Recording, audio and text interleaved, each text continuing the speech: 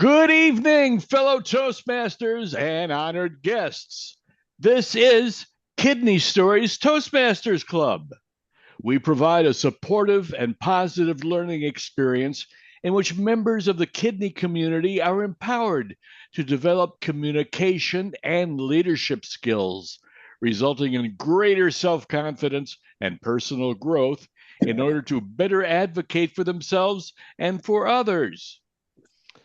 A word of a housekeeping bit, which is very important. Unless you are ready to speak, please mute your microphone so I don't have to. Okay, with that, we're going to turn it over to our welcome remarks from Shoba, our president. Thank you. Thank you, George. Welcome everyone to this open house of our club, Kidney Stories Toastmasters.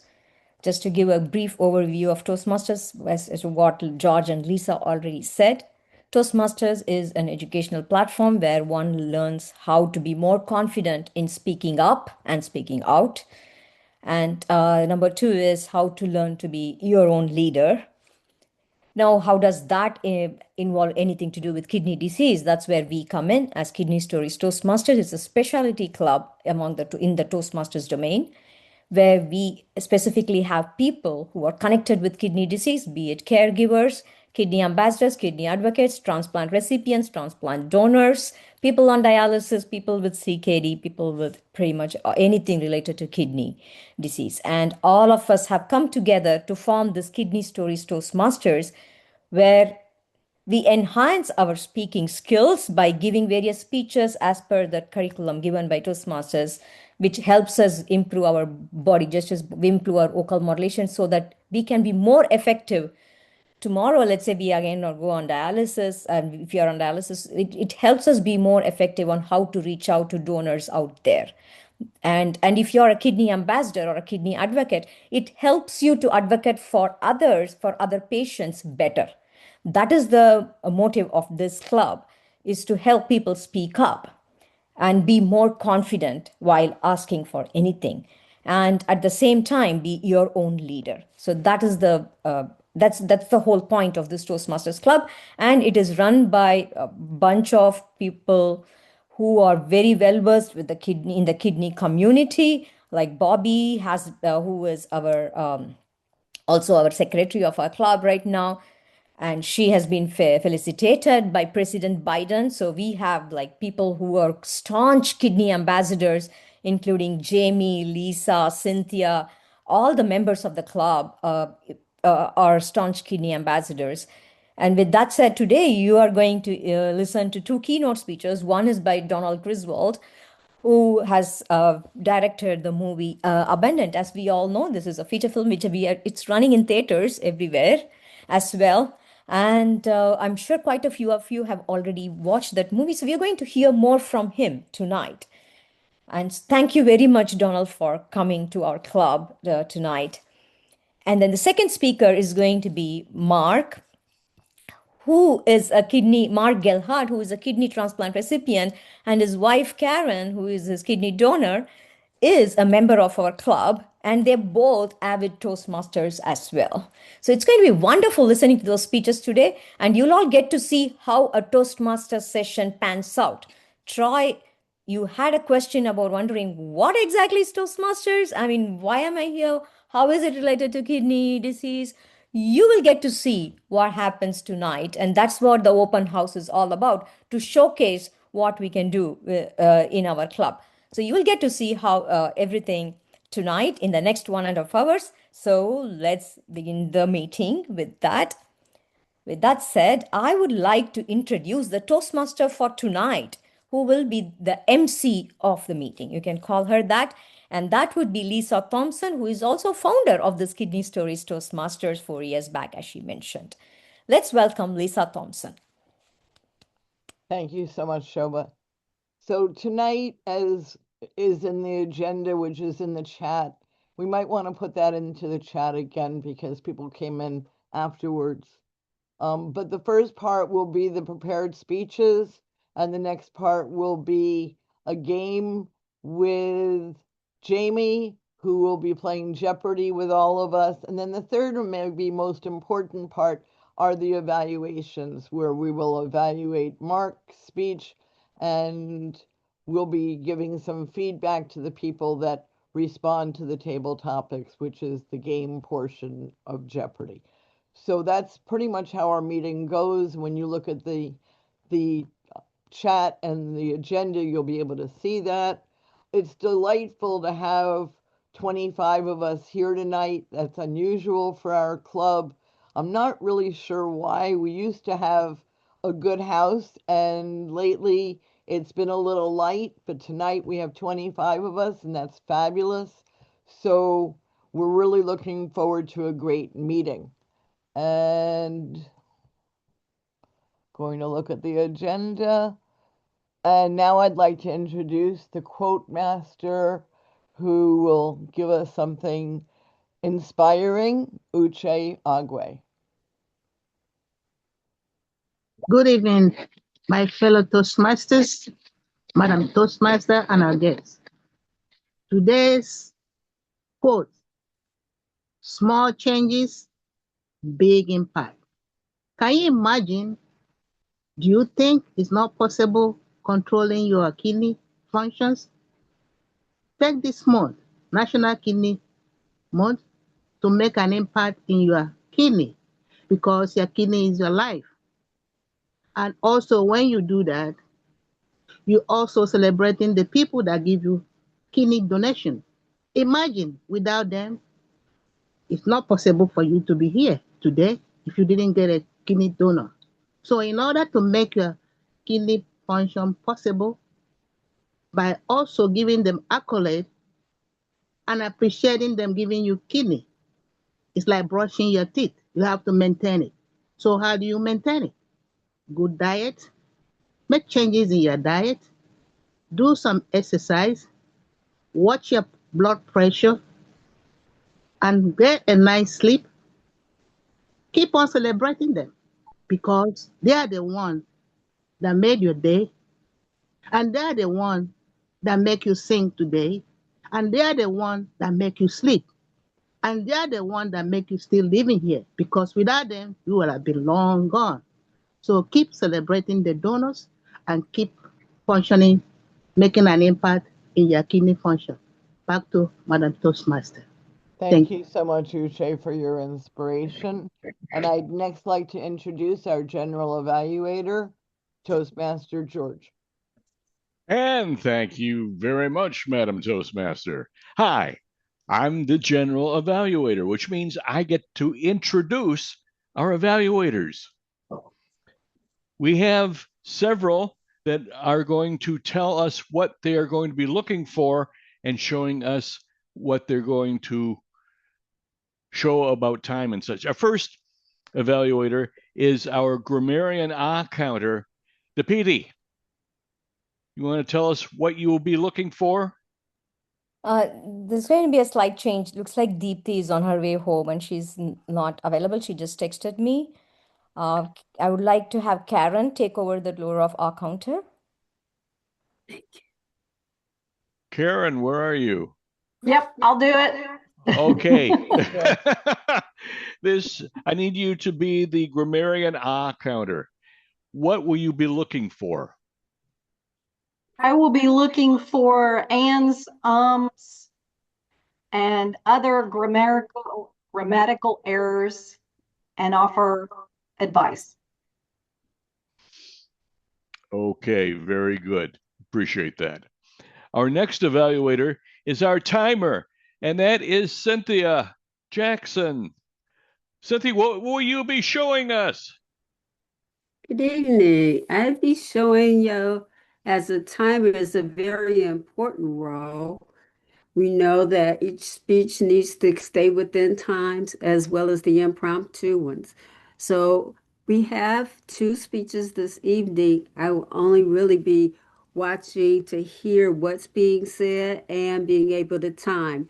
Seeing that our keynote speaker has been scheduled for 20 minutes, then when I get to the 20 minutes, I will put up the green sign. When I get to the yellow, when it gets to the 6 minute, I will give the yellow sign, and when he gets to the seventh minute, oh, I'm sorry, the 20th minute, 18, 19, and then the 20th minute, it will be red. For our second prepared speech, it will be a 5 to 7 for Mark. On the fifth minute, it will be green. On the sixth minute, it will be yellow. And on the seventh minute, it will be red. I will do the same for the table topics. Those are 2 minutes. So for the first will be for 2 minutes for each one of those, as well as for the evaluator, which will be 1, and that will be 3 minutes for that evaluation. And then at the end of the meeting, I will be giving my report. Thank you, Mr. Evaluator, General Evaluator. Thanks, George. And Cynthia, you are going to go down to react and you're going to say raise hand so that we put you up in the upper left-hand corner so everyone can see you and the color changes. Right? And leave the hand up all meeting. Okay. Not clapping, raise hand. Yep. Yeah. There you go. Thank you very much. Well, at the end of the meeting, I get to go through and introduce our evaluators for the different speeches, for your ahs and ums and timing. Then I get to give a general evaluation as how the meeting went altogether. And with that, I'm going to flip this back to our Toastmaster, Lisa, to continue on. Go ahead. Thank you so much, Toastmaster George. And it's really my great pleasure that Donald Griswold is here tonight. I had the pleasure, along with Cynthia, to see Donald a few weeks ago at NKDO, the National Kidney Donation Organization. I've been a member of NKDO for about the past 5 years. In fact, I was there when their founder, Ned Brooks, had first talked about NKDO as donor to donor. It was originally started as an organization for donors to be present with other potential donors and to help them along the way. And at this time, they're meeting the first Wednesdays at noon each month. It's a fabulous organization. And as I say, Donald was there, and I saw a form of this presentation, and I was mesmerized. I can't wait to hear Donald speak tonight and to show all of us some of the clips from Abundant, and I'm looking forward to my opportunity to see the film in full. So when I asked Donald to introduce himself, the title of his speech is Abundant, 4.8-star documentary featuring living kidney donors.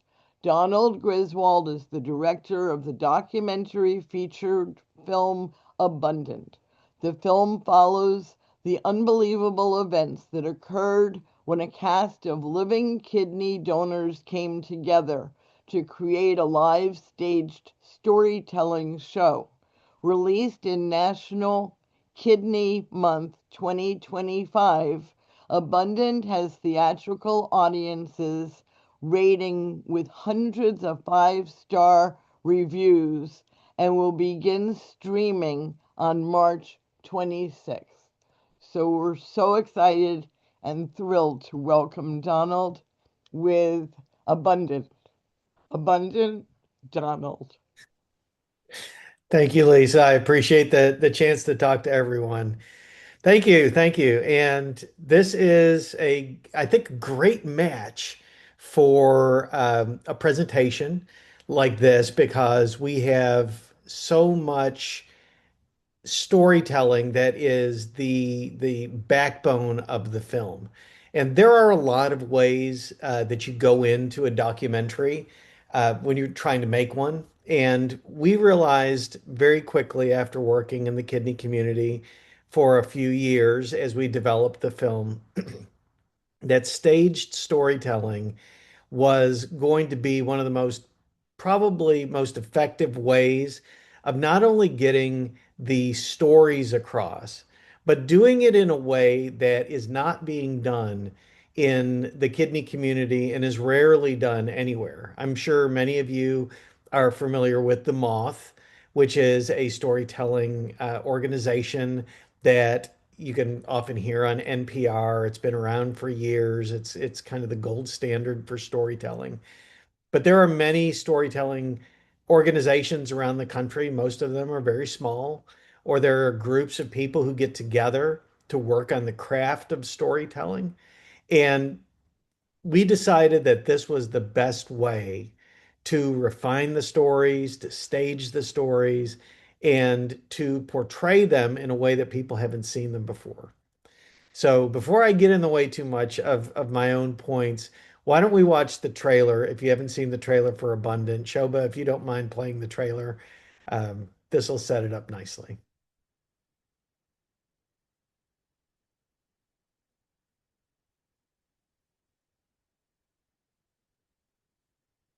I think we need sound.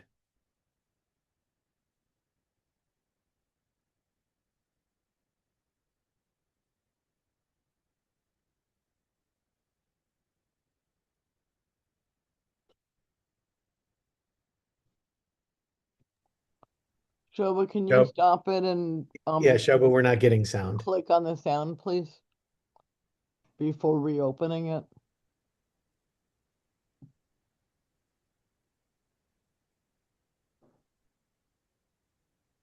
Oh, sound, Shoba. I think it may, Shoba, I think it may be muted because you're muted. I think if you unmute, we'll be able to hear it. Oh, okay. I didn't realize that. Yeah, and why don't we Okay, start let's see again? now. Kind of person Can you gives hear it now? kidney away to a Yeah. complete stranger. Maybe a little worried I was crazy. I'll donate my kidney. I donated a kidney. I give a kidney to a stranger. It's called non-directed kidney donation. One person in a million does this each year in the US. It sounds extreme and fascinating. Who are they? Why do they do it? Our normal was shattered by kidney disease. Give away part of myself to another person. Any one of them could have my kidney and I never know. My hubby needs a kidney. Too much. Too much. If he needed it, And without it, he will die. It was the most incredible journey with such an unexpected twist to it. This was really one of the most emotional, wonderful moments. and he said, it's go time, Steve. Are you ready to save someone's life? Why would I not do this? Fundamentally valuing the welfare of somebody else, that's love. Thanks for giving me life. One life touches another life that touches another life. Everything that's possible when we just choose to love a stranger. So you got some of the audio with that. That is the trailer for the film. It's been out for more than a year. The film had its Hollywood debut on March 1st at the Directors Guild of America Theater, which was a great personal thrill for me to have my first documentary feature have its debut in such an austere and time-honored place. But the film is I will answer that, Troy, where you can watch it. You'll be able to watch it everywhere. It's streaming in about 12 days.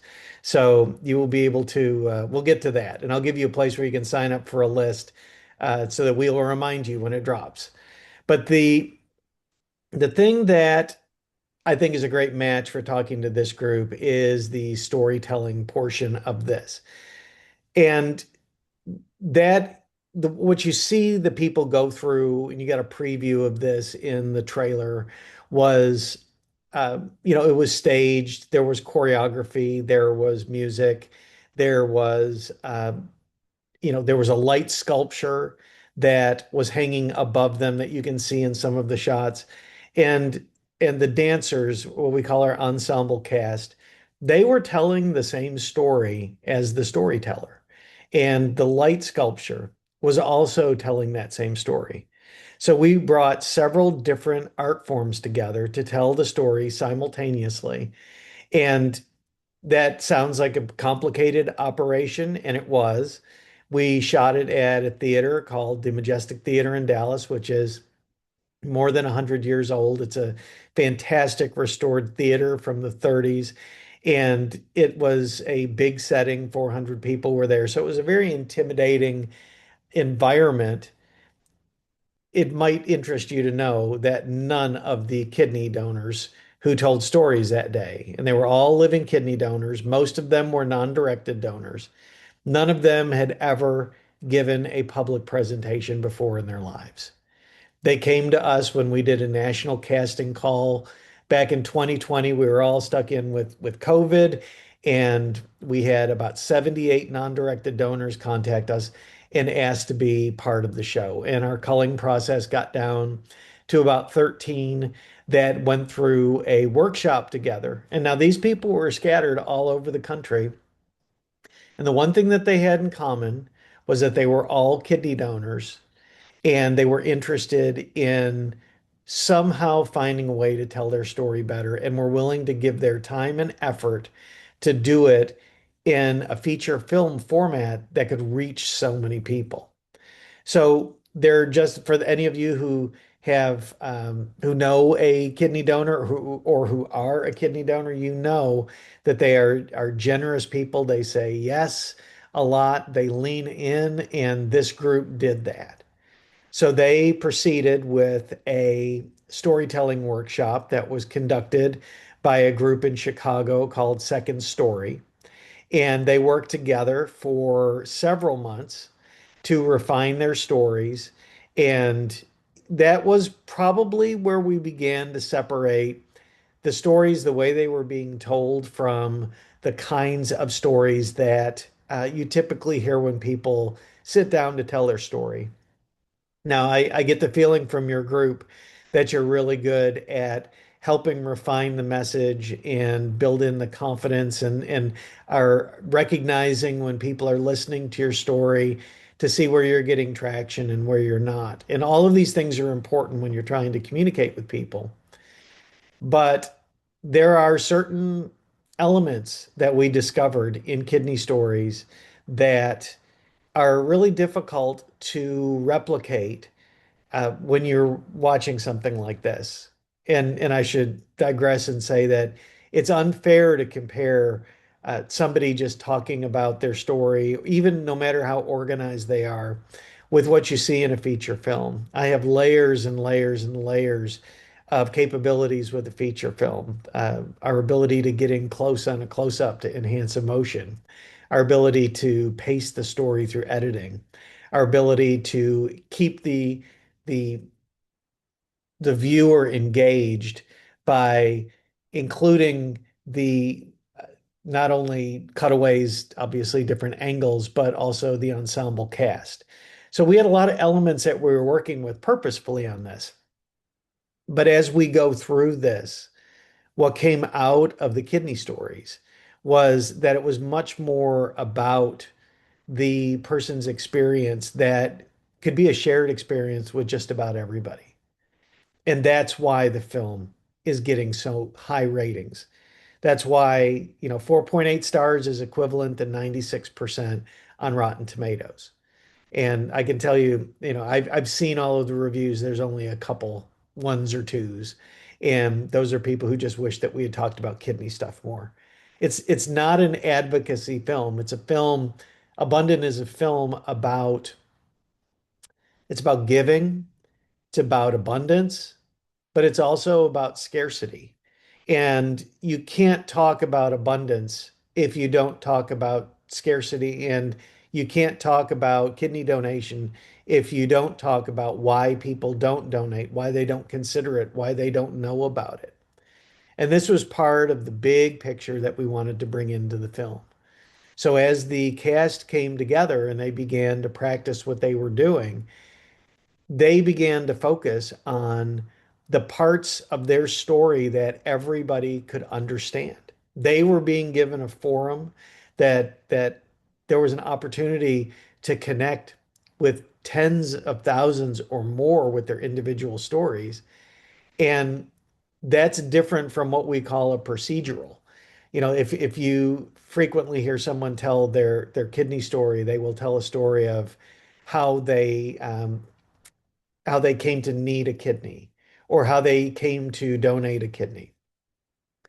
And it's very much this is what I did, these were the facts, this was my experience. It's very individualized, it's very fact-based most frequently. And those stories, if you don't have a common shared basis for that, a lot of that telling doesn't get through. So we focused on what it was that connected the people. And our goal was to, at least from a kidney advocacy point of view, the advocates, many of which were at NKDO and Lisa. I mean, you mentioned Ned. Ned was a great supporter of this film from the very, very beginning. And he brought a lot of people into this to help us fund it, but also to keep it going and to make sure that it was done right. And Ned appears in the film. You saw him in the trailer. But one of the goals that all of the advocates had for the film was that we found a way to break this out of the niche. And I don't have a kidney story. You can see, and if you watch the trailer again, I do have a diabetes uh, not a heart monitor, a blood sugar monitor, because I'm a type 2 diabetic. That we left that in the film, but that's not the reason that I made the film. I don't need a kidney. I haven't donated a kidney. It's not, obviously, with diabetes, it's not something that I would do, but also I'm not predisposed to that. That's not something that I would do it for a family member, but I'm not sure that I would be able to do that the way that some of these non-directed donors do. So I'm a good person to tell this story from a high level point of view, to put it together, because I relate and I speak the language of most of the people who are out there. And that's the difference. I think when you look at Abundant and when you look at other kidney movies that were made, that's the big difference, is that this really comes at this with fresh eyes of somebody who does not understand the incredible uh, difficulty of going through this, the personal, emotional part of it. And when our storytellers began to develop their stories, that was where their stories landed. And we've got a number of really, really personal stories that people share their emotion and it connects with the audience. And that's why we have a lot of people who walk out of theaters. I've had this happen at several screenings. People have walked up to me afterwards and said, "This makes me want to do something. I think I will consider this. Where can I get more information?" So I've talked a little bit. Why don't we go to the next clip if we can? Um, Shoba, if you don't mind showing clip number one. This was released on January or February 14th. And this is Kertisha Grant. This was sponsored by AMAT. And this is Kertisha Grant, who gave a really powerful presentation. And this was ad-libbed at the end of her story. She took the reins and we kept rolling.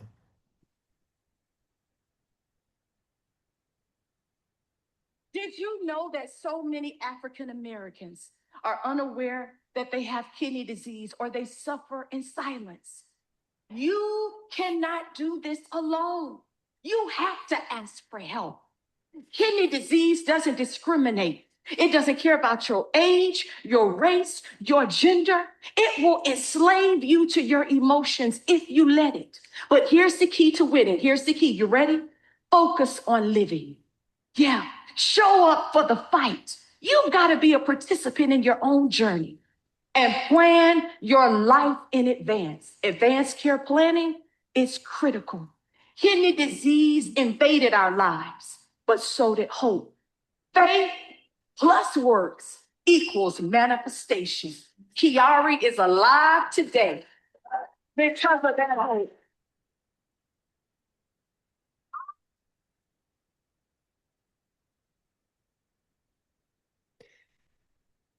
Since 1988, 90% of non-directed kidney donors in America were white, despite the fact that the kidney waitlist assures equity.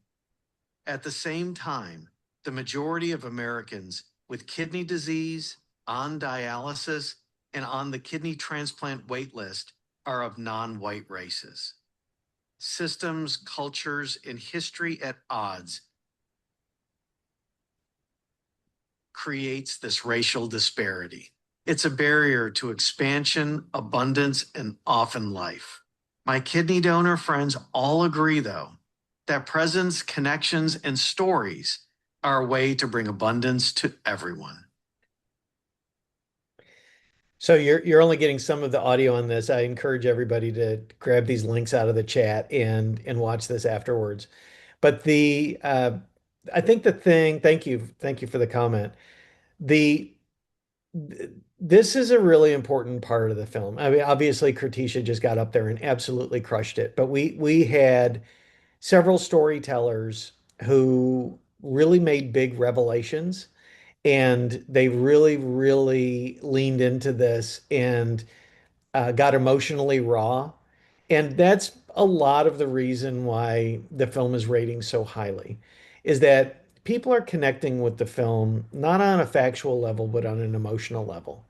And one of the things that's really important to understand about storytelling is, and and I don't just mean the crafted storytelling stories like that you may put together to present to others, but just your everyday communications about things, is that facts make us think, but emotions, those make us act. They make us feel and they make us act.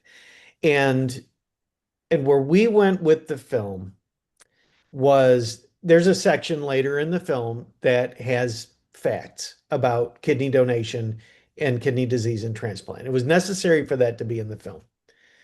But that's in a part that talks about advocacy.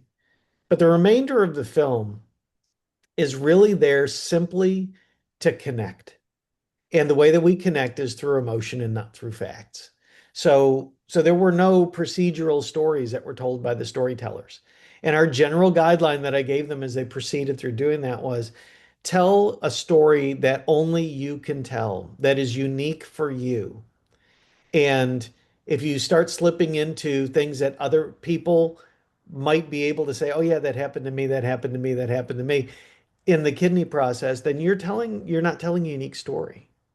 So the main thing that we came out of with this was a group of people who shared in a way that was unique, and that's what's connecting with the audience.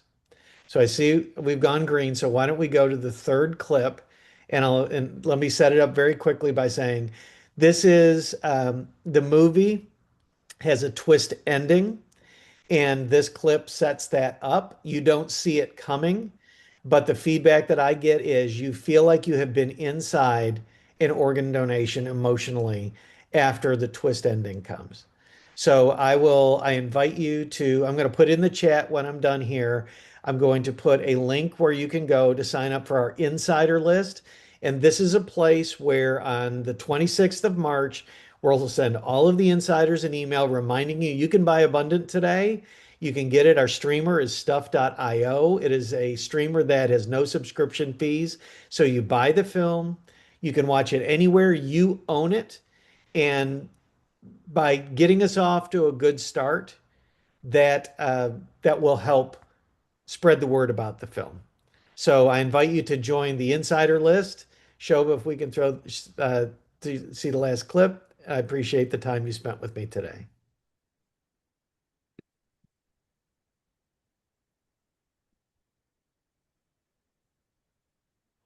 Maybe I'll never know the reason I was spared, but I take great joy in knowing that I started these ripples that are still going and will continue to go long after all of us are gone.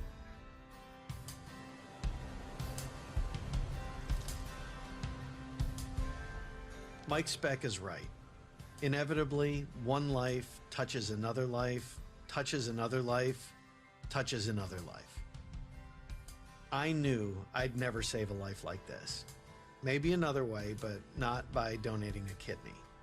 I've had different lightning strikes in my life, but not that one. I'm still not sure what drew me into their world. My non-directed kidney donor friends touched my life more than I ever expected. I love you. They even let me into their group text. Their stories are one big interconnected story now. Laura Diaz-Moore often reminds us that story continues expanding still. I just wanted to make a movie, learn about them, find their connections, be an observer. Then, right in the middle of all of this, it happened.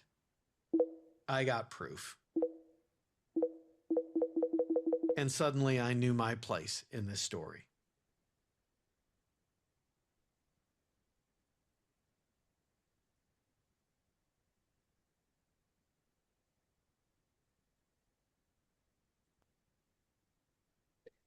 Thanks for your time today. I'll give it back to Lisa, and I hope to see you on the 26th, and enjoy the film. Well, thank you so, so much. That was really amazing. Thank you. Any questions before we move on? We could take maybe 3 of them. Shobha? So, quick question for Donald. I mean, that ending was okay. Now we really want to see the movie. I'm sure there is a twist there, Big and twist. yes, I can see you are somehow connected more with the kidney community after that ending. So I'm sure it's coming. So what I want to know is, I mean, you told us why you made the movie, and I think the key aspect, as you said, is the POV of the movie is for the outsiders to come into the kidney belt, and that's just amazing that someone is able to do that. What was that one moment? I mean, there has to be some trigger somewhere since you were not closely associated with the kidney community or what was happening with donors. There has to be one trigger, one moment where which made you think, oh, you know what? I need to do something more. I need to make this movie. Yeah, that's a really good question. I came upon this in a really pedestrian way. I was writing a novel, and the filmmaker in the novel, because I hadn't made a film yet, the filmmaker in the novel was doing a documentary on organ donation. And the more that I got into it, it's a minor subplot in the film or in the book. And I really didn't think twice about it until I went to readings, and I saw so many people came up to me and said, "Are you going to do a sequel? Or are you going to do something more about the organ donation? It's so interesting." And so I decided, okay, I'm just going to go ahead and make this movie. And I did some of the basic research. And my background is in marketing, communications, in medicine. And I've never seen a bigger communication kerfuffle than this in my life. And it just got to the point where I knew that my skill set could do something different and better than what was out there. And I'm not trying to be better than everybody else. I'm trying to give everybody else a way of elevating their game. And somebody just mentioned that they saw the film, or the OPO featured it. That's what it's doing. It's something that you can take what you're doing and enhance your ability to draw an audience or to tell your story by using the film. So it's very gratifying to see to see other people's efforts elevated by simply showing the film. So that has been very validating to me. Thank you, Donald. Thank you, Shobha. Another question?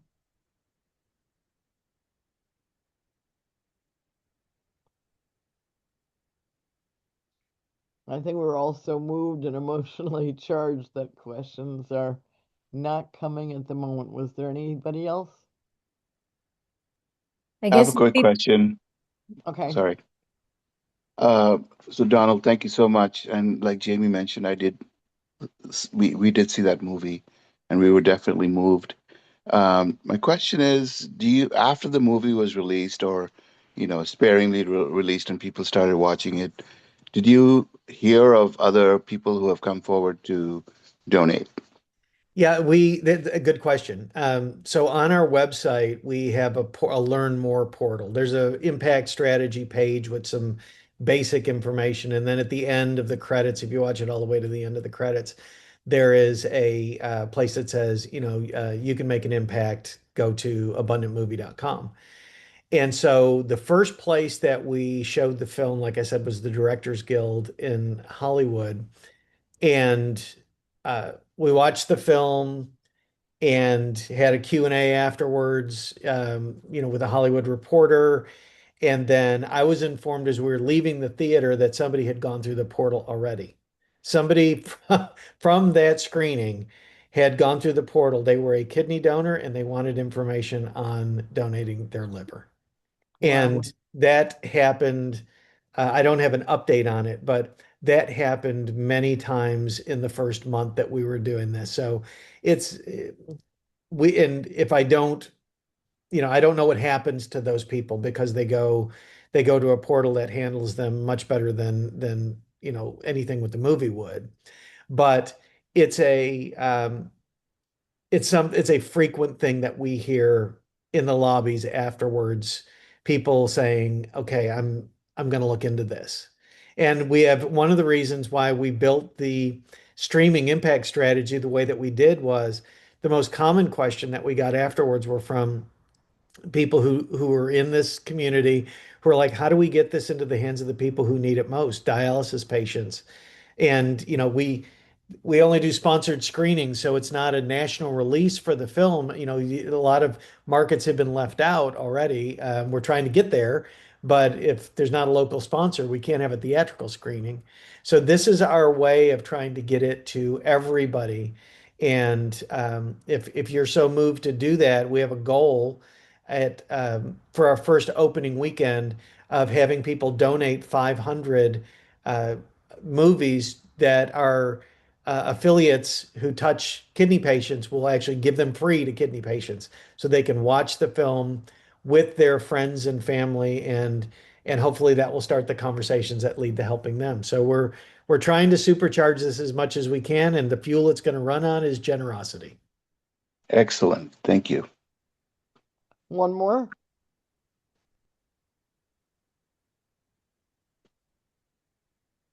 Okay, well, thank you, Donald, so much. And I think that we'll be purchasing copies of this film to show our friends and loved ones. And we really appreciate the opportunity to meet with you. And thank you.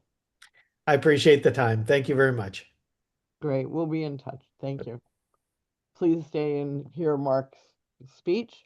And next, I would like to introduce Mark, who is going to be speaking about his journey. And it's going to be a different kind of a story, but I think they're well balanced. So Mark Gellhardt is here tonight. He is a Toastmaster, and his pathways is effective coaching. It's a level 3 speech project called Connect with Storytelling, and his speech title is My 1 in a Million Kidney Journey. Mark Gellhardt was told over 40 years ago that due to the stress of his job at the White House, he had extremely high blood pressure. He started doing everything he could to control his blood pressure, exercises, drugs, etc., but he was told then that it was only a matter of time before his kidneys would give out. Let us hear how Mark's journey panned out from that point. So, Mark, my 1 in a million kidney journey, my 1 in a million kidney journey, Mark Gellhardt. Well, thank you very much. Again, Mark Gellhardt here, and I have a story to tell. It may not be the same story that Donald just told and in the fashion that Donald just told it, but I am a transplant recipient, and I'm only that because of my 1 in a million story. I started 40 years ago. I was in the military. Yes, I worked at the White House. I worked there for 4 to 5 years. Yes, my hair was gray by the time I left, and I was only in my 40s. But at that time, there was tremendous amount of stress. When you work in a no-fault environment like the White House, it can really get you. I started running. Matter of fact, I started running marathons to keep my blood pressure down. Exercise, diet, everything I could. But even after I left that job and even retired from the military, I knew I had problems. And I knew those problems would end in needing a kidney. So, like any good military person, I started my planning. I started my research. I wanted to learn what path I would be going down. I wanted to have different avenues to take. When this happens, I do that. When this happens, I do that. Can I keep my medical condition under control enough that I won't need a kidney until I'm 90? Can I do that? Well, the answer to that was no. I found out over time, after another stressful event, getting a divorce, after other stressful things, jobs, things like that, no matter how hard I tried to keep everything under control, my body failed what my mind wanted. So my path was set for me. Get a new kidney. Get ready to get a new kidney. Learn everything you can. One of the things we just heard in the previous movie was advance care planning. That's what I was doing. I was planning for what I needed and how I needed it. And who do I need to help me? So in this learning about kidneys, learning about what I would be going through, I learned about dialysis, when I would need to start doing that, when would my body betray me to the point where I would have to make decisions. And I learned about the secret number 15. When your GFE gets to 15, that's when you can get on the list. So when I was at 16, I couldn't do anything. When I was at 17, I couldn't do anything. I was losing percentage of kidney at about 2 to 3% a year. By the time I got to 20, I said, I'm only 5 out. I have plans to make. I have things I need to learn. And I learned I could go through the VA to get a kidney because this was relevant to my military experience. I could go through the civilian sector. I had good health care and get a kidney that way. I learned how the VA did their kidney transplants, both paid internally to go to a VA hospital, or they paid to go to specific outside hospitals. I would have to go to Birmingham in Alabama, even though I lived in Atlanta, Georgia, if I went through the VA. The VA had a hospital here in Atlanta. However, they didn't do kidney transplants here in Atlanta at the VA hospital. So I learned all these things getting ready for that magic 15 number to know what I needed to do. I got a mentor. I asked that mentor, when did you feel like you needed to go through dialysis? Because there's no magic number to say, today you need to start dialysis. It's how do you breathe? How do you feel? Are you sluggish? Are you sleepy? I learned all these different signals, but I'm a military person. What do I need to know? How, when, how? So 15 came. The day I got that result from that lab test, I went to my doctor and says, I want to get put on the list. I want to be proactive.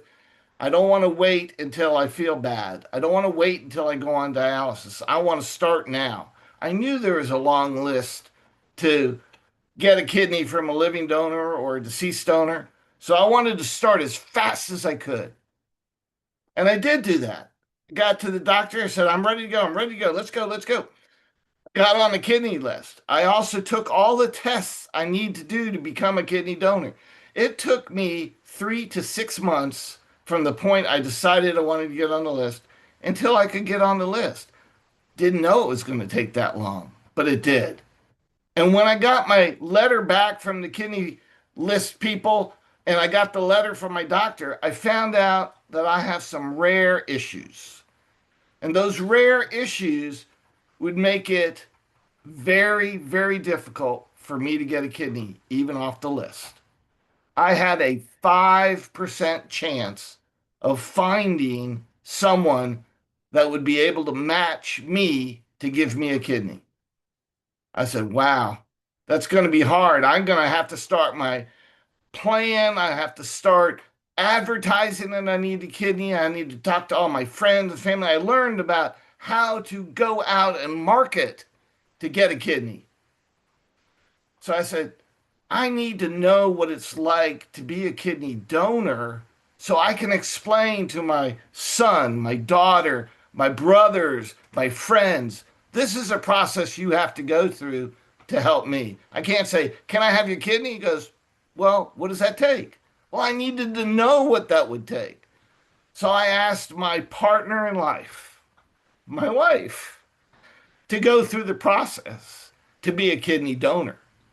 So I could learn the process she had to go through, what tests, what medical things, to see if she could be a kidney donor. I had no idea at all that she would be anywhere close to being a match. That never even came to my mind because I only had a 5% chance of finding someone that was a match. Went through that whole process. My wife came back to the meeting with the doctor at the end of all of this, about 3 months more later. That doctor came in and says, it's unbelievable. It is absolutely unbelievable. But your wife, your soulmate, is your 1 in a million match. And she was. We decided right then being together for life was what God intended. My 1 in a million match. Way to go. I am now a 2-year kidney transplant recipient. I'm thankful every day for that. Thank you very much, Mrs. Toastmaster. That was amazing. I didn't know your story before that, Mark. That was quite a story. And Karen is 1 in a million. She We're is 1 in a million. I think I'm going to keep her. I got to keep my spare parts next to me for the rest of my life now. We're so happy that you're both here with us. So next, I'd like to introduce Jamie, and the Jeopardy game is about to begin. Good evening, all. First of all, I want to say thank you to the speakers. They're phenomenal. Donald, we watched the movie, and Sam and I in theater. It was wonderful. I definitely recommend that anyone get a chance to view it, especially when it comes out. I want to watch it again for sure, too. And Mark, that was an incredible story. Actually, Karen is on here a lot, but we didn't know about that 5% matching thing, that high CPAR score that you had. So congratulations on your transplant, 2 years now. All right, y'all, we're gonna do this kidney thing here, this kidney game. So give me 1 second here. Let me just share my screen. Okay. You can see that? Look good? Yes, perfect. Thank Okay, you. excellent. This portion of the meeting is called Table Topics. I just want to stress that it is really important to be able to answer a question within 1 to 2 minutes. I found this skill set through Toastmasters to be imperative being interviewed, especially being interviewed on the spot by the news. They really only do want you to answer in 1 to 2 minutes. This is definitely a good time to practice. I'm going to call on somebody and you get to pick which section and for how much money. And then, I don't know, see who can record, the most money, get around the room. Let's see what we can do, okay? So let's begin. So, Jamie, can you quickly go through the timing flags so that the guests understand? Yeah, The absolutely. green, red, yellow, and red. So Cynthia will be doing the timing, It is 1 to 2 minutes. So 1 minute will be green, yellow will be 1:30, and red will be 2 minutes. Also try to work on your answers regarding your grammar while you're speaking too would be excellent. I will be calling on people to come to the stage, especially anyone new too. It's a really fun thing to start. Let's see here. How about Lisa? Would you like to try and pick your first category? Lisa Martin?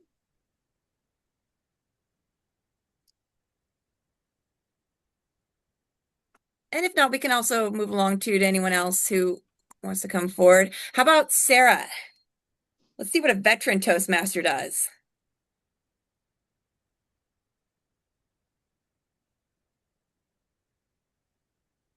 Sarah, you want to give it a try?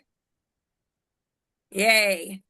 I have to drop off after this to pick my husband up, but yes, I can go one. I can go. Okay, what category would you like? Screening and early detection. Awesome. 400 or 300. 300? Okay, let's go here.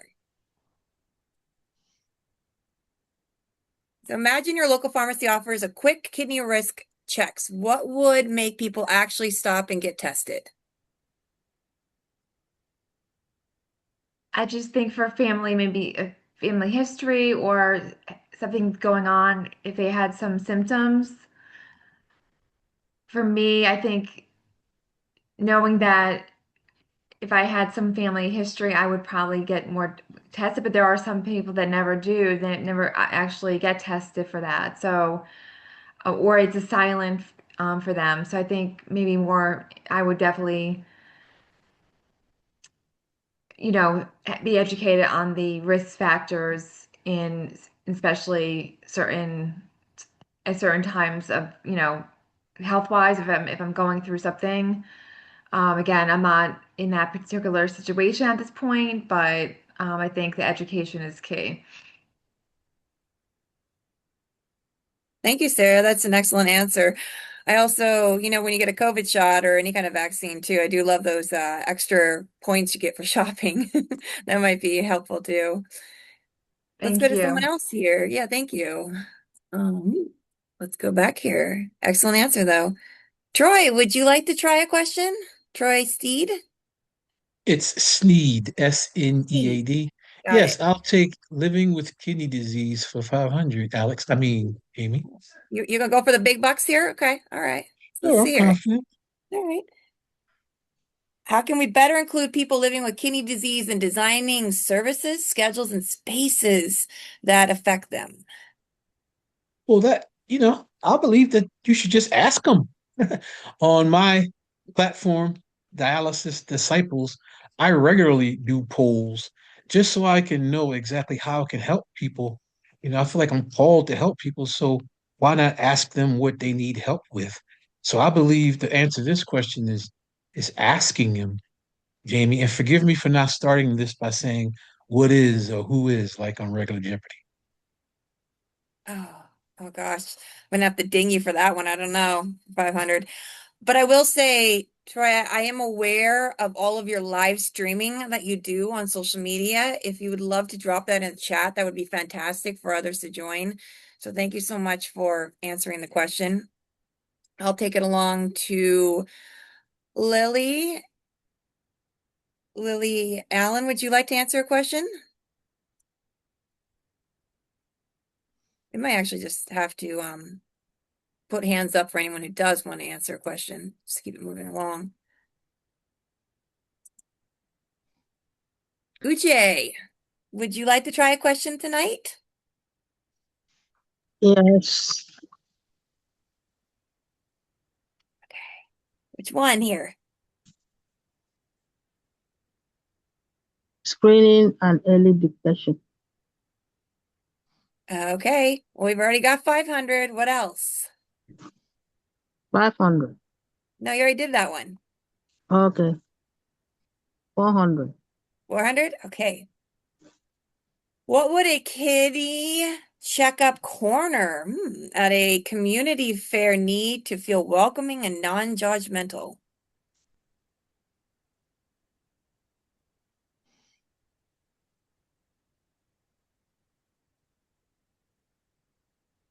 Um, First of all, at the fair, it has to be welcoming and non-judgmental.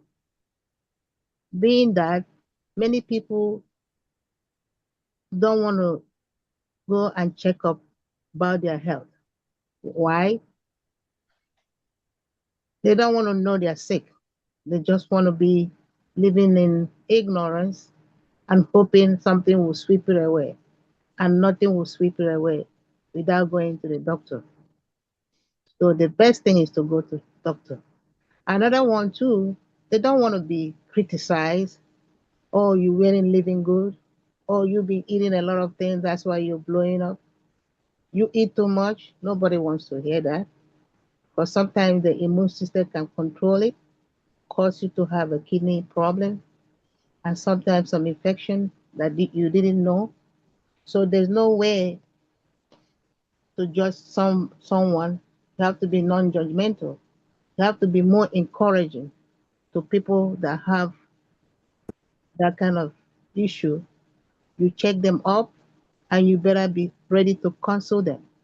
Because myself, I was ignorant and I was scared to go and check, but I had to check. I was in denial. And when I find out, I really have kidney issues, I thought my whole life was over. And because of the fairness and also passion the nurse has, she called me aside, tell me, you're not dying. Just check it up. And your loved one don't want you to die. By you doing this, you can live more and they'll be happy. So it's better to do that in any kidney checkup center. Be encouraging to those people who are having it, not judgmental. Thank you. Thank you so much, Uche. Definitely a follow-ups when they're there. I think a huge kidney person all dressed up in pictures would be fantastic at a community event. They do it for livers for sure. Let's see here. Let's go.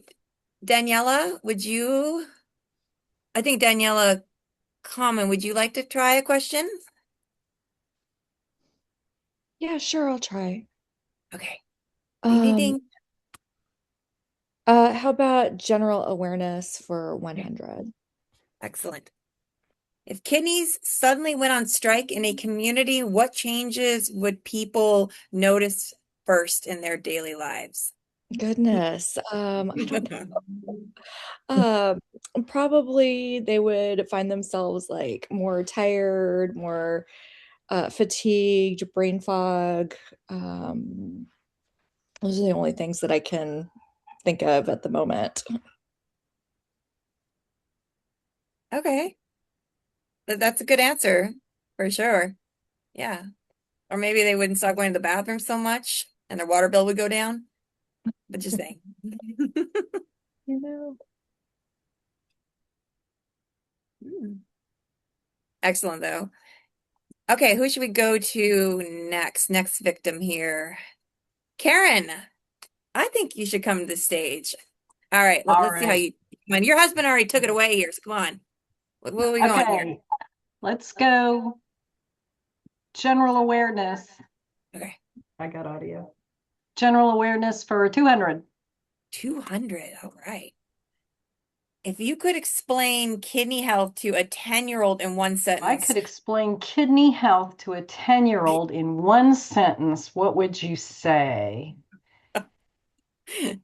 It's a filter, like a pool filter, or well, 10-year-old would know what a pool filter is. It's like a pool filter. It gets all the contaminants or the stuff floating on the top of the pool and in the pool. It cleans the blood like it cleans the water. So I think I would use that analogy. That's great. I can't talk for 3 minutes on that. So excellent. You know what's interesting, and for everyone to consider this is oftentimes at the donate life tables we have 10-year-olds, for example. Hear. Can you hear me? Yeah, I can hear you now. Yeah. So what's interesting is that, believe it or not, when we do the donate life tables with the 10-year-olds who come up, we'll tell them to identify the organs. They often know about kidneys, and it's because of a relative. So bear in mind, they may not even know where their lungs are, but they will know where they're about kidneys. Yeah. Well, I will. Yeah, I'll kind of piggyback on the last question with what would you do to get? Sorry, I got an echo here. Yeah. So, what would you do to make it amazing to people? I think those that get the NKDO emails about the donor games, I think that's just amazing where you see people that are, athletes that donate kidneys and they're still athletes. I think that's one of the best positive things that we can promote. For sure, you, JD. absolutely. Definitely raises a lot more, lot more awareness. Definitely. Sam, should I slide over to the advocacy column here for you? Come to the stage, please, sir. Yeah, sure. 300. Oh, okay. You wanna go in the middle there. All right. Ooh. 2026 theme links kidney health with protecting the planet. Oh, what is one example of a green kidney care that you can imagine? Gosh.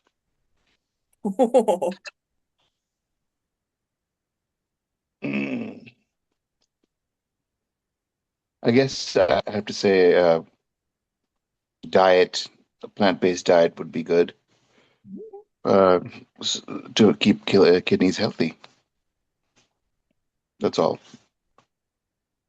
So could you elaborate on a plant-based diet, maybe? Yeah, Sam, you can do better than that. Yeah, you can do better than that, Sam. Sorry. Well, to preserve, to have good kidney health. I mean, we don't want to have too many proteins, too much potassium, to basically have a balanced diet and do exercise and all those things. Also, obviously, but keep an eye on all your levels and go to the doctor regularly. And if there's any issues at all, you need to contact your PCP and who may refer you to a nephrologist if the numbers look wacky. And that's about it, basically. Eat a balanced diet, and you'll do good. Okay. Thank you, sir. Yep. Welcome. Do we still have time, Shoba? Yeah, I would say yes. Let's go till Now, 7:15. Is there anyone who has a burning desire to answer one of these questions? Come to the stage. Yeah, this is Mark. I'll answer your question. General awareness for 500. Oh, okay. All right. Let's see what this one brings. What message about kidney health would you want every family to pass down to their children? Well, generally, for me, that's genetically relevant to tell my son and my daughter, and also my brothers and their children, that kidney disease has hit our lineage and we need to exercise and check our blood pressure. I asked my son, who's 40 years old, I said, when do you check your blood pressure? And his answer is, well, when I go to the doctor. And I say, how often do you go to the doctor? Oh, every year or two. So we have a lot of things we could teach our children about health, food, medical wellness, checking yourself about your day-to-day life. I think we can all do that along with our educational system, along with our public awareness, all those things, not just kidney health, but health in general. Have you had your COVID shot? Have you had your flu shot? Do you brush your teeth in the morning and in the evening for gum disease? Do you watch what you eat sugars? I'm bad at that. I love ice cream, but I only eat so much ice cream. So you can have happy and fun things. You can tell your children about happy and fun things, but you have to do things in moderation. And you have to get them up off the couch and away from the screen to be healthy.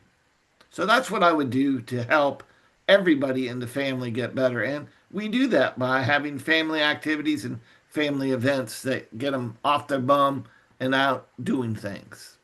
Just went to a soccer game with my son yesterday. Thank you very much. Excellent answer. Thank you so much. Yeah, ice cream is amazing, and it is one of the worst foods out there for kidney health. So all things in moderation, absolutely. Bobby, don't be all quiet over there. Come on, come on up, come on up. I'm here. Stuck I in can little. find unmute for you. How about screening and early detection for 300? We'll see. We'll go right in the middle. Imagine your local pharmacy offers a quick kidney risk I checks. think we are done with this. Oh, we did this one. All right. Want to 200? Yeah, go ahead. Some people fear tests and bad news. How could you reassure someone that early kidney screening is an act of self-care and not doom? I like that question, and I am a very big advocate for early screening and detection because the sooner you know about it, the easier it is to control the situation and not have to travel that long path. For example, doctors, when you go to your primary care visit, they're not required to even bring up or check your kidneys or to run a simple urine test or a blood test. It costs like $7, $8 to find out, if you're trending in the wrong direction. If you bring it up and you mention it to them, then they have to do it. Like they're being introduced to it. It's not the law of the land yet. I know that they've been working on it legislative wise to try and have that decision made. But reassuring someone that if they knew early screening that they had kidney disease or starting of it, they could take the proper precautions of diet, exercise, and really following it with the right people to keep an eye and keep tabs on things to manage it much better than all of a sudden, gee, you're in end stage renal failure, you crash into dialysis, and it's like just totally life changing.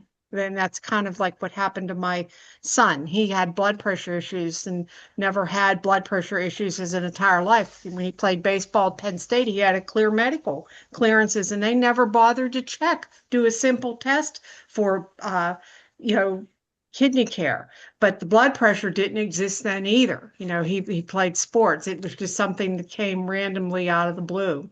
But that would be my answer for you. You have to be the voice and you have to ask and get that early screening done to prevent a rapid downhill trend and finding out all of a sudden that there's no return. Thanks. Excellent. And a lot can be changed and made better with early detection. So I do enjoy that answer. Joe, but I want to try one. Can I try one? Yeah, we can have one last one. I wanted to try one I'm going to too. do prevention and lifestyle for 400. I'm going to go after Jamie. Okay. If you were designing a kidney-friendly workplace, what habits would you encourage during the day? Breaks, water, movement. Okay. Oh, is this for me? That's one for me. Oh, no, you do this one. You do this one. Go ahead. No, that's okay. I don't want that. I'll let others do it. Lisa or whoever you can do it. Yeah, go ahead. No, go ahead, Lisa, and then I'll finish it. Yeah, Jamie's going to do this one, and then I'm going to do the next one. And then Shoba can have one too. And then we'll do short answers. All right. Short answer. Kidney-friendly workplace. Listen, bottom line, it is not good to sit for 8 hours straight. Period. Not good for anybody. Definitely get up and moving. Actually, they say you should move after every hour sitting. You should get up and stand at least 10 minutes, to be honest with you, or just move about. Definitely encouraging individuals to be able to have those, in a sense, I would call them micro mini breaks where they have to get up and get away from their desk and move. As far as water, I think that I have a philosophy out of sight, out of mind when it comes to fluid and hydration. And if you just have one cooler over in the corner that is pretty far away, it is out of sight and out of mind. I would encourage water bottles at desks be given out and contests and everything that you can think of to try to keep individuals more properly hydrated, because the more you see it, the more it actually triggers the brain to want to take a sip of water. It's a strange phenomenon that happens, but it's hardwired genetically into us. That's my answer for that one. Lisa. I'm ready. Go ahead. So what's left, Jamie? Well, you know what? No, I really think this equity and environment and advocacy. So what number did you want me to take? That one. Oh no, we already did that. No, wait, hold on. There you go. Oh, there you go, right there. That's there. a Gustavo question. How do you think poverty or lack of health insurance changes someone's kidney care journey? Wow. I'm having issues right now with copays on drugs that I've never had issues with before. And if I had no money, that would definitely be a problem. And I might consider cutting back on my anti-rejection meds, which is totally out of line with kidney care. And there's no way I can do that because I don't want to lose my kidney. I don't want to risk fate and tempt fate. So I think when you're looking at poverty and you're looking at, am I going to eat?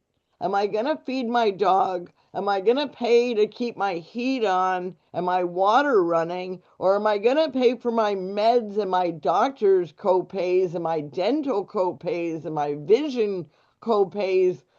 Something's got to give, because somebody that's facing poverty doesn't have all of that. And without health insurance, you don't even get a discount on any of that. So it's definitely a problem, and this is in the environment section. So are we going to deal with our environment, or are we going to deal with kidney care, or are we going to deal with health insurance? There's too many questions, not enough answers, and there's a vote coming up.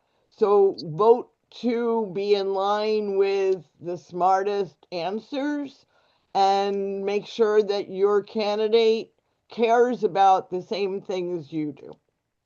I rest my mic. Back to you, Jamie. Absolutely. Thank you so much, Lisa. I literally just went through this question 2 days ago, y'all. So I understand that. Luckily, my Medicare has been extended. That is the best insurance for me. But there was going to be a lack of health insurance for myself, and my care would have been compromised. I understand this question all too well. And this happens to millions upon millions of Americans daily. Okay? It's getting worse, and we Yep. need to have a different vote. Shoba, did you want to finish it off, or are we good? No, I think we are good. We are running out of time. Let's move on. Well, thank you all for this session, and I appreciate it. Let's turn it back over to you. That was absolutely wonderful, Jamie. What great questions, and I love the board. And Shoba, if that was your doing, thank you so much. It was really fun. So next I would like to turn the mic over to our Master General Evaluator in order to call on the speech evaluations, please. Okay, thank you very much, Madam Toastmaster. I'm going by what I see on the agenda. Yeah, Donald's out of order. Yeah, that's what I need to know. Okay, Bobby is doing abundant? Yes. Okay, No, good. We'll start no, with that. I'm doing the evaluation for Mark. Right. Mark Gellhardt. Mark, which is abundant. No. Oh, Mark. Yeah, Mark is Donald the second left. Donald's not a Toastmaster. Bobby will be evaluating Mark's amazing speech, and Mark is a Toastmaster. Back to you, Bobby. Okay, then. Let's go with Bobby in evaluating Mark's presentation. Go Right. ahead, Bobby. Okay. My 1 in a million kidney journey. I really enjoyed your speech. It was very informative. The things that I really thought you excelled at were to tell a moving story with an ultimate ending. And you had a great eye contact and relationship with your office, the tone in your voice, and an obvious long, intense journey. I wonder how you kept your spirits up throughout this whole process. I didn't hear that in there. It just seemed that you went from one thing to the next. You may want to work on in the future, at the beginning of your speech, maybe set up your audience with a brief bullet-pointed outline of your presentation. Then at the end, after the surprise of your wife becoming your donor, recap what you went through, creating a strong ending, one which people will remember. I remember your ending with the surprise of your wife. That was very moving. To challenge yourself to spread your story to others along with your wife for maximizing the impact, I'd suggest having these meetings in small community events, or even I do a lot of advocacy, for example, talking to my legislators, both local and at the federal level, and telling my story. And with the two of you there being their constituents, saying, this really matters, and you can make a difference with the legislation that's out there now to improve other people's lives and journeys, because the length of yours and the impact that it had on your life was very, very moving. And I think that you can relay that over to your legislators and hopefully generate some of this legislation to impact others moving forward. Both state and federal legislators, they can give us positive results, just like you had in finding your wife to be your 1 in a million kidney donor. And I just think that it might be an opportunity or something for you to think about to have a strong conclusion. Thank you very much, Mark. I really appreciated your story. I would love to do some different advocacy events with you, because I think that you would be so moving and impactful on people, and you are. Thank you for your speech this evening. Thank you, Bobby. I appreciate it. And if you ever need me to speak at any of your events, just let me know. I sure will. I'll keep your name on my list, and I'm going to DC in a few weeks for the American Kidney Fund to call on my legislators, and I do like a lot of things with all the different kidney organizations. You might even become involved with them, because they hold events annually, and it's a good resource, and it's a good way to connect with even more people, because you have one heck of a story. It was really, really something. It was different from my sons. I'll have to get together with you sometime and tell you our whole story, and That we can was a compare notes. 5 to 7 minute Toastmaster story. My story is actually a little longer. I didn't get into some of the other stuff, but Right. yeah, Yeah. I'd be glad to help. Well, How thank many you years very did, much, how many both of years did you. it go? We're continue on with the evaluations now. Okay, great. Thanks. And thank you, Bobby. That was very insightful as always. Our next evaluation is our timer, and that is Cynthia. Oh, no, actually, yeah. We can go with a timer right now. Go ahead, Cynthia, with the timer. I'll get back to Karen. Okay, Cynthia, what was your timing report? Okay. Okay. Thank you. For Donald, we actually, and he was a great speaker. He went 21:48, but he was just such a dynamic, so abundant is just really impactful, and he did a very fine job. Mark, you did 7 minutes and 28 seconds, but like you just said, that you really cut your speech, so I can understand how you could have gone longer. But thank you for that, and hopefully we can hear more about your speech in another advocacy area. When we went down to the table topics, and Jeopardy was just great. Thank you, Jamie, so much. So when Sarah did it, it was 48 seconds. Mr. Steve, 48 seconds. Uche, 2 minutes and 2 seconds. Daniela, 40 seconds. Karen, 40 seconds. Sam, 1 minute. Mark, 1:30. Bobby, 2 minutes. Jamie, 1 minute. Lisa, 1:40. For our evaluation, Bobby, you went for 2 minutes and 15 seconds. So we did a great timing tonight. Very good, very clean, very. We wish that some of them would have been longer to see how that Jeopardy would have played out, but with it being impromptu as it should be, we did a great job. Great, back to you, General Evaluator George. And thank you very much, Cynthia. Excellent. Excellent picking out. Now we get to hear our grammarian counter, and Karen took over that role. Karen, please. All what did right. you find?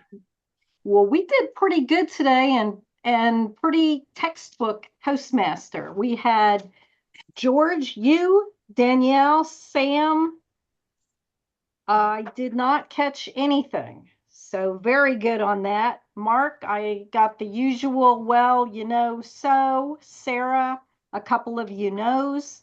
Jamie, you know. Troy, a so. Uche, and Bobby, and ah. And Lisa restarted a sentence. But I think we did pretty well. Back to you. Excellent. That's always a very difficult portion, is trying to find the ahs and the grammarian. And listen to what they're saying. Yes, you get involved in the speech and sometimes it goes right over. Thank you. Well, we had a great meeting tonight. Enjoyable. Fantastic presentations, both the documentary and Mark's speech. Again, this is a great group. I enjoy coming here and listening to people's stories and getting it out and how to publicize what we need and how to tell people their stories in the kidney community.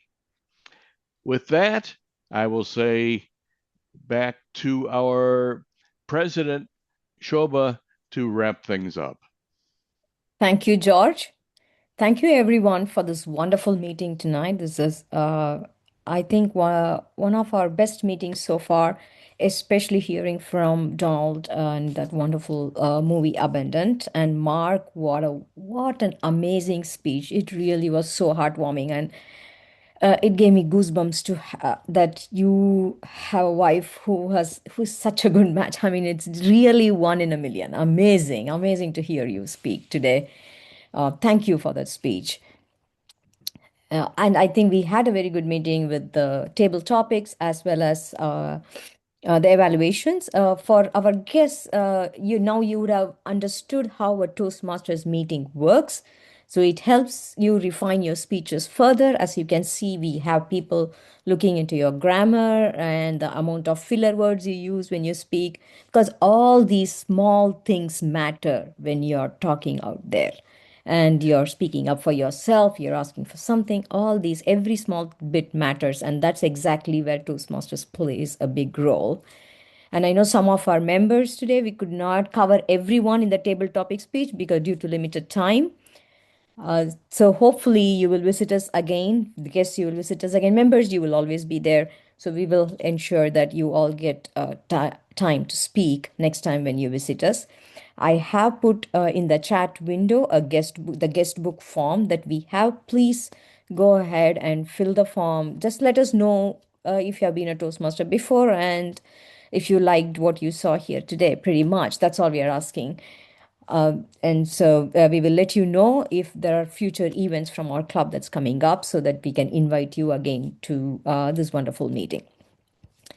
With that said, I think we are right on the dot. It's exactly 6. Okay, it's 5:30 here in the West Coast. I guess that's 8:30 in the East Coast. We are right on dot. So if you if you have any comments, please put down your comments in the chat window. I think we may not have too much time to talk, but please feel free to stay back and chat with us. Some of our Toastmasters, we will be around. Let us know how you feel, or if you would like to know more about Kidney Stories Toastmasters, if you would like to come to our future meetings, we will send you the Zoom link if you are interested. And so you can get to know us better, and if you'd like to join us. With that, I'm going to adjourn the meeting for tonight. Cynthia, we will go through the agenda for our next meeting.